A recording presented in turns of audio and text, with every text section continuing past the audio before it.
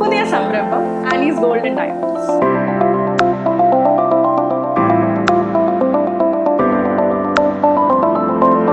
Daily യൂസിന് പറ്റിയതും ഫാഷനബിളുമായ 18 carat jewellery, attractive diamond jewellery collection and pure silver ornaments.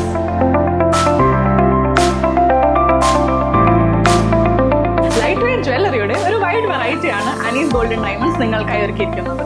അപ്പോൾ ലൊക്കേഷൻ വരുന്നത് city tower building, opposite Vadakkanchery bus stand. Shoranur Kulappully bus സ്റ്റാൻഡിൽ June 1 മുതൽ സ്വകാര്യ ബസ്സുകൾ കയറുമെന്ന് തീരുമാനിച്ചെങ്കിലും പല ബസ്സുകളും സ്റ്റാൻഡിൽ കയറിയില്ല.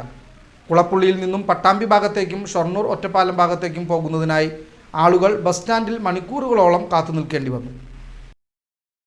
കൂടുതൽ ബസ്സുകളും സ്റ്റാൻഡിന് പുറത്തു കൂടിയാണ് ആളെ കയറ്റിപ്പോകുന്നതെന്നറിഞ്ഞതോടെ പല യാത്രക്കാരും പിന്നീട് സ്റ്റാൻഡിന് പുറത്തുള്ള പഴയ ബസ് സ്റ്റോപ്പിനെ ആശ്രയിക്കേണ്ടി വന്നു.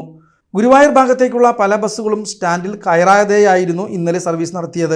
രാവിലെ പോലീസ് പരിശോധന കണ്ട് ബസ്സുകൾ സ്റ്റാൻഡിൽ കയറ്റിയെങ്കിലും ഉച്ചയോടെ പോലീസ് സ്റ്റാൻഡിൽ നിന്നും ഒഴിവായതോടെ വീണ്ടും പല ബസ്സുകളും കുളപ്പള്ളി ബസ് സ്റ്റാൻഡ് ഒഴിവാക്കിയായിരുന്നു യാത്ര തുടർന്നത്.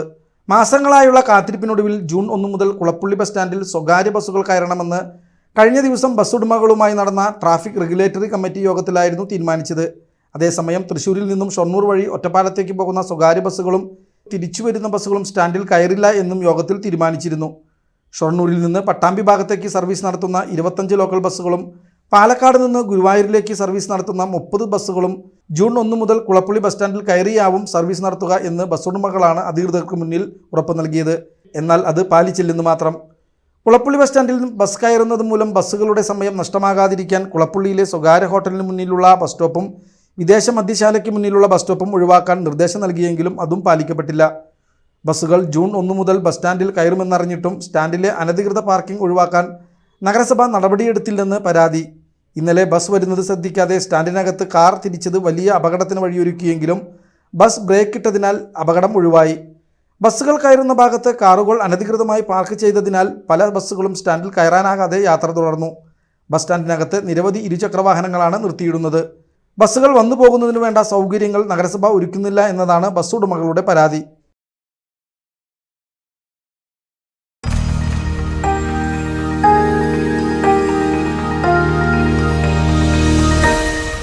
You are watching VCV News.